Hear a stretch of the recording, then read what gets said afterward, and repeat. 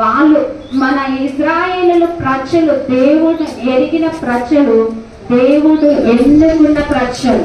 హల్లెలూయా, హల్లెలూయా. దేవుడు ఏర్పాటు చేసుకున్న ప్రజలు. మనల్ని కూడా దేవుడు ఏర్పాటు చేసుకున్నాడు. దేవుడి యొక్క ఉద్దేశము, ప్రణాళిక మన మీద ఉన్నది కనుక మనము ఆయనను మనం నమ్ముకుని ఉన్నాం. అయితే ఇప్పుడు యాకోబు బయలు వెళ్ళినప్పుడు యోధ ఆయనకు పరిశుద్ధ స్థలమాయెను. ఇప్పుడు దేవుడు పరిశుద్ధ ఆత్మ మన మధ్యలో సంచారణ చేస్తున్నప్పుడు మన హృదయం అనే యోధ ఆయనకు పరిశుద్ధ స్థలముగా మారిపోవాలి. అవునా కాదా? మనం ఇక్కడ కూర్చొని ఉన్నాం కానీ మన ఆలోచనలు మనలో లేవండి. హల్లెలూయా, హల్లెలూయా. మన ఆలోచనలు, మన తలంపులు ఎటో తిరుగుతూ ఉన్నాయి. అయితే అలాగ ఉంటే ఆయనకి పరిశుద్ధ స్థలముగా మనం అవుతామా? కావు కదా. మనస్సు నిలకడగా ఉంచుకొని ఆయన వైపు తిప్పినప్పుడే మనం ఆయనకి పరిశుద్ధ స్థలమై. హల్లెలూయా, హల్లెలూయా. మనము పరిశుద్ధ స్థలముగా ఉండాలంటే ఇదిగో దేవుడు చెప్తున్నాడు, ఇశ్రాయేలులో ఆయనకు రాజ్యం ఆయను. హల్లెలూయా, హల్లెలూయా. మనమంట ఆయనకు విధేయత చూపిస్తే ఆయన రాజ్యము మన మీద ఏలుబడి చేస్తారు.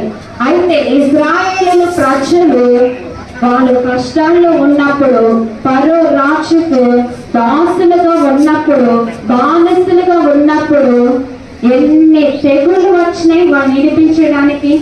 అవునా కదా? ఎన్ని తెగుళ్ళు వచ్చినప్పటికీ పరో రాజు మనసు కొంచెం మటుకే కలుగుతుంది. అవునా కాదా? అవునా కాదా? మీరు మోసే స్టోరీ చూడలేదా? ఐగారు వాక్యం చెప్పేటప్పుడు వినలేదా?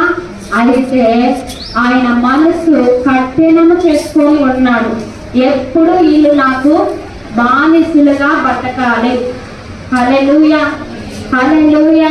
అలాగా ఉంటే వారు తెగుళ్ళు వచ్చినప్పుడల్లా అంట పరిశుద్ధ ఆత్మని పిలుచుకుంటూ ఆ తెగుళ్ళన్నిటినీ విడుదల చేసుకుంటున్నాడు అంట. బానిసలు కదా, రాజు ఎలాగ చెప్తే అలాగా చెయ్యాలి. ఇప్పుడు మనం కూడా లోకం ఎలాగ నడుస్తుందో అలాగే నడవాలి అనే కట్టుబాటులో ఉన్నారు ప్రజలు. దేవుడు నమ్మిన ప్రజలు కూడా అలాగనే నడుస్తూ ఉన్నారు.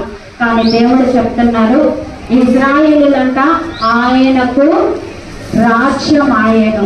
ఇప్పుడు మనమందరము ఆయనకి రాజ్యముగా కావాలి. హల్లెలూయా. ఆయన భక్తులుగా మనం ఉండాలి.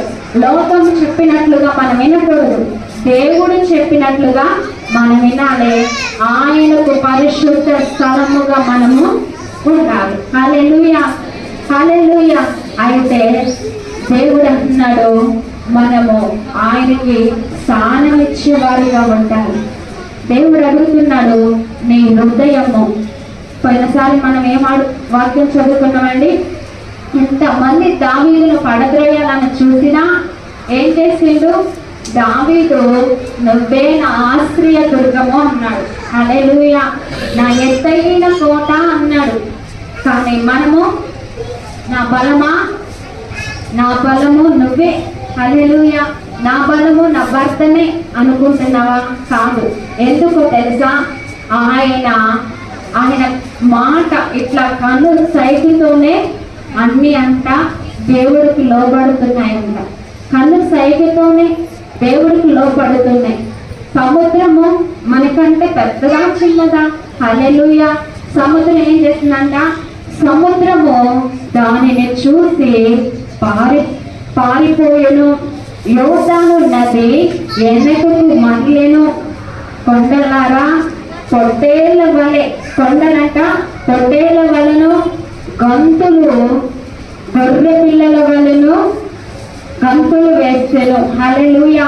గుట్టలు గొర్రె పిల్లల వలె గంతులు వేస్తాయంట దేవుని మహిమను చూసి. హల్లెలూయా. దేవుని మహిమ అటువంటిది. మనుషులకు అర్థం కావట్లేదు కానీ దేవుని మహిమ